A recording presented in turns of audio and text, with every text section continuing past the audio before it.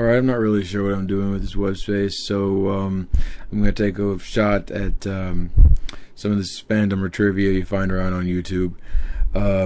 This will be somewhat similar to the character origin stories you find for comic book characters, though this is more a detailing of somewhat interesting plot or storytelling points regarding a famous character, that character in this case being Dr. Doom, and actually he might be the only one I ever discuss. Anyway, Doom is the most effective person with no powers in any storyline by any company. This puts him at the top of a list including Prowler, Gangbuster, Batman, Iron Man, Doctor Strange, Azrael, Robin, Kick-Ass, Kingpin, and it's probably a pretty long list. He uses magical training and personal tech augmentation. Doom is the only villainous human with self-endowed abilities whose life doesn't feature a threshold beyond which he can be said to be threatened. He has completely fortified himself. Doom never has that humbling moment where he's on his knees crouching over a pile of shattered microchips, or where he's standing behind his desk on the top floor of his private building and the superhero bursts in the door and Doom turns around and he's like, no, I mean, even when you get to him, that's like the scariest part of the whole experience. He himself, beyond everything he's surrounded with, which is very difficult to deal with anyway. Like there's never a time where Doom is on his back with his hands raised, like, surely we can talk about this. I think the only time we've ever seen him in a compromised position was he was on, like, Planet X, surrounded by 10 walls of fire that were exploding through his body, and he had his fists like curled in angry victory, and he was like, I'm Doom or something. He was in Secret Wars. It's this famous picture that I don't even know that well. Okay, look, I'm sure he's lost. He's the villain. He probably has to fly away in his rocket ship. That's what happens. But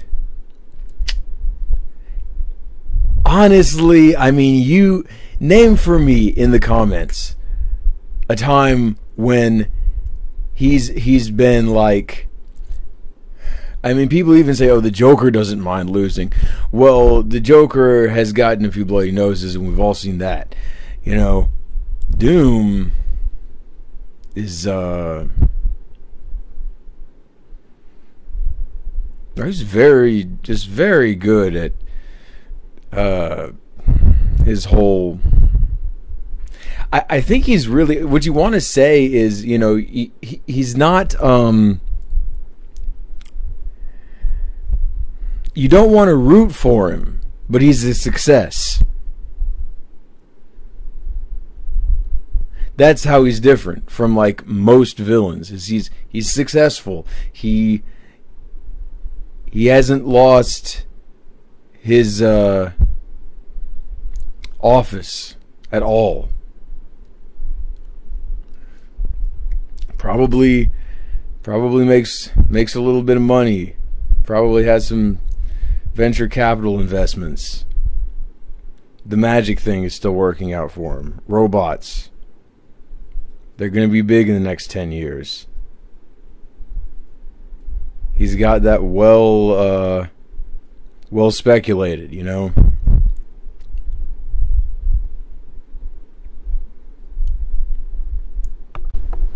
I mean, if you want to go down the list, most Marvel villains have a point at which they lose their shit and their plans fail. These guys who like Doom have a little setup and they use that against the world.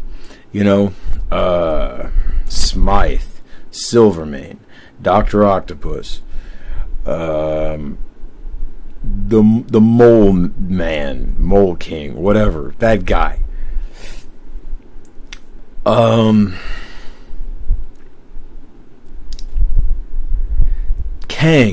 Kang might be someone who, actually Kang might be better than Doom, just less popular. But, like, even Red Skull, though, even the famous Red Skull, gets thrown out a plate glass window by the Black Panther or something, and despairs, and you know, all of this. And he's not even that smart. I mean, he's banking on his toughness, and unlike Doom, who's kind of a brain, but he never has that breakdown moment. The Leader is another example. MODOK, you know, they turn over his wheelchair and they roll him behind a dumpster, you know, while he farts. Doctor Doom is an interesting story because it's always that unique moment where he's like, screw you, I have planned for this. And he hits the little button and he goes back in time, or he flies away or something, or he actually literally just knocks all the superheroes out of the way and leaves. Or sometimes he doesn't even leave. He sticks around and talks about how he has plans, you know? And then you start to sympathize with him because it goes beyond the spectacle of good and evil, and it's like he's this person who's just being disagreed with. But that's when you have to remember to readjust your perspective and look at what's actually happening in the story. You can't always remember him as the guy who just hurts people, you know. Like in the total long view, you know, sometimes you have these little departures of conscience, but in the long view, he's someone who hurts people. And, you know, he doesn't get to take over the world. Because what we get from that is like, don't let the Doctor Dooms take over the world.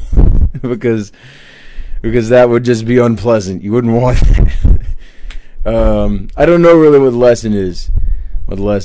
See, you don't want to get on both sides of it like that. It's absolute, actually. It's pretty absolute unless they have them switch sides. So watch out for that. But people like Doctor Doom because it's just fun. Just say interesting. It's just interesting to see this one guy who, like, you know, you would think that someone doing that would prepare a little better. Oh, okay, there he goes. He's doing that.